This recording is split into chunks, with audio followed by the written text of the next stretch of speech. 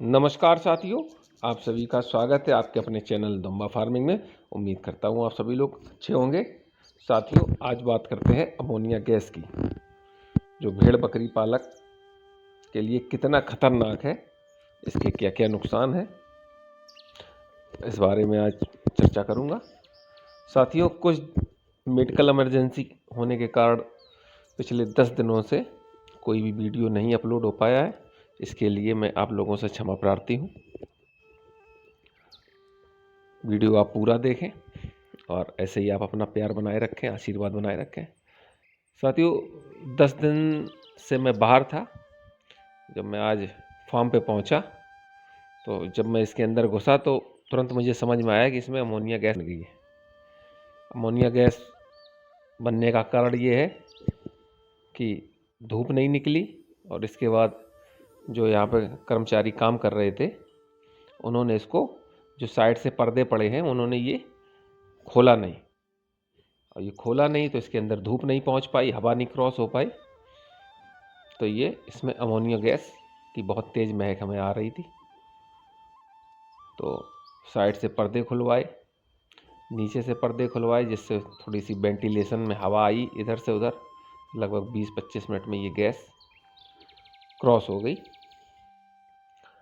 साथियों, बकरी पालन में अमोनिया गैस एक छुपा हुआ बहुत ही खतरनाक दुश्मन है। अगर समय रहते इसको आप कंट्रोल नहीं कर पाए तो ये आपका पूरा झुंड बीमार कर सकता है।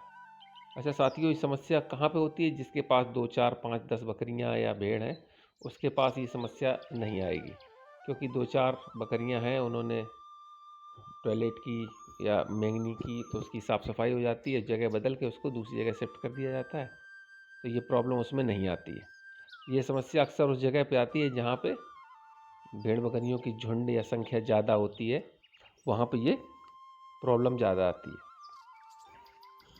दोस्तों, भेड़ बकरियों की जो यूरिन होती है, जो पेशाब होती है, और जो गोबर मेंगनी जिसको बोलते हैं, ये जो दोनों मिक्स होकर जब सड़ती हैं ना, यूरिन और लेडी मेंगनी मिक्स हो जाती है, फिर सड़ती है, फिर इसके बाद जो स्मेल आती है, बहुत तेज़ हार्ड स्मेल होती है, बदबूदार गैस निकलती है, उसको हम अमोनिया गैस बोलते हैं। अगर आप उनके बाड़े में खड़े हैं और आपको भी सांस लेने में दिक्कत हो रही है, आपके गले में खराश महसूस हो रही है, तो आप समझ जाइए कि वहाँ पे अमोनिया गैस बन गई है। साथियों, ये जो गैस है, ज़्यादातर जो गीले जो बाड़े होते हैं जहाँ पे ये जानवर रात में या दिन में रखे जाते हैं, वो गीले हो जाते हैं, या कमरा जो है जिसमें आप अपनी भेड़ बकरियाँ बंद करते हैं, तो ये गीले साइडों में ज़्यादा बनती है गैस। अब ये साथियों ये खतरनाक क्यों होती है? क्योंकि ये जो गैस है, ये भारी गैस होती है, तो ये ज़मीन से बहुत ऊपर नहीं उठ पाती है। ये ज़मीन से 1.5 से 2 फीट की ऊंचाई पर रहती है। ये इसलिए सबसे ज़्यादा खतरनाक है क्योंकि 1.5 से 2 फुट की ऊंचाई पर रहती है, ऊपर नहीं जा पाती है, और उसी बीच में जानवर रात में वहीं पर रुकते हैं, उनके बच्चे हैं वो भी वहीं बैठते हैं। तो ये जब बैठते हैं तो ये जो गैस है, ये उन्हीं के आसपास 2 फीट के रेंज में रहती है, तो ये सांस लेने में उनके फेफड़ों में चली जाती है।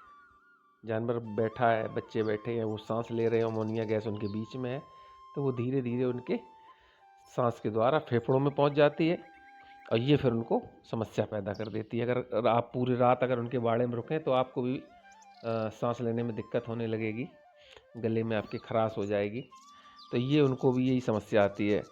अब समस्या क्या आती है उनको? जैसे उनकी नाक बहने लगती है, खांसी आने लगती है, जिसको धांसने लगते जानवर, आँख जो लाल हो जाती है अमोनिया गैस की वजह से, आँखों में झरफ लगती है तो आँख लाल हो जाती है, गले में खराश हो जाती है।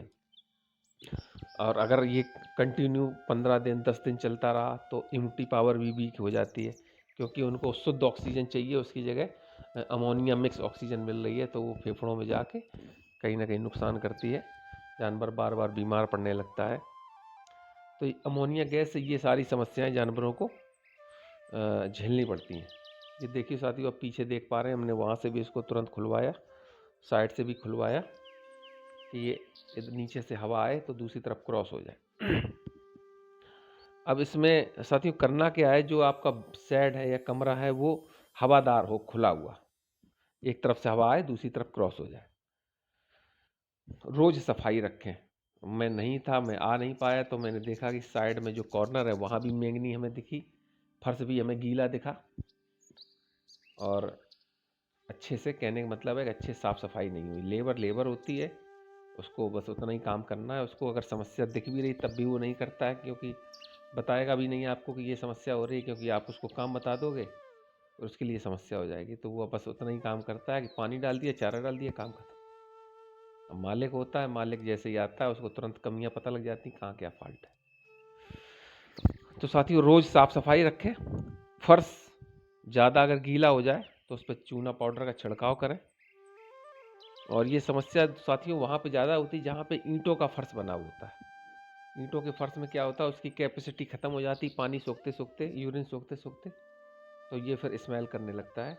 और दूसरी चीज़ है कि जो ईंटों के बीच में जो ज्वाइंट होते हैं उसमें गोबर और मैंगनी फंस जाती है, फिर वो सड़ती रहती है, वो बहुत बदबू पैदा करती है। तो इसका थोड़ा सा ध्यान रखें। अगर फर्श कच्चा हो तो सबसे ज़्यादा अच्छा है, अगर पक्का हो तो पक्का फिर बिल्कुल पक्का होना चाहिए। कहने का मतलब है कि बीच में उसमें ज्वाइंट ना हो जिसमें कूड़ा करकट भर जाए, यूरिन भर जाए। अगर ऐसा पक्का फर्श है तो उसको आप 24 घंटे मतलब पर डे 1 बाल्टी पानी में फिनाइल मिला के उस पर छिड़काव कर दें, सफाई कर दें उससे, तो ये समस्या ख़त्म हो जाएगी। साथियों शेड या कमरा ऐसा होना चाहिए जिसमें दिन में कम से कम एक बार धूप पहुंच जाए, सूरज की किरणें उसके अंदर पहुंच जाए, घंटे 2 घंटे सूरज की किरणें पहुंच जाएंगी, तो ये फिर बैक्टीरिया जो उसके हैं, ये स्मेल है, ये ख़त्म हो जाएगी। बस यही चीज़ें छोटी छोटी ध्यान रखनी है साथियों, क्योंकि ये महसूस नहीं होती हैं, दिखती नहीं है, लेकिन ये असर बहुत करती हैं। और अगर लग कंटिन्यू आपके साथ ये समस्या हो रही है तो फिर आपके जानवर धीरे धीरे बीमार हो जाएंगे, कमज़ोर हो जाएंगे। ये आपको कहीं ना कहीं भेड़ बकरी पालन में आपको ये समस्या आपको पीछे कर देंगे। तो इस छोटी छोटी चीज़ों का ध्यान रखें। साथियों नमस्कार। वीडियो अगर अच्छा लगे आपको तो लाइक कर दें, कमेंट कर दें, शेयर कर दें और ऐसे ही प्यार बनाए रखें। धन्यवाद। Thank you.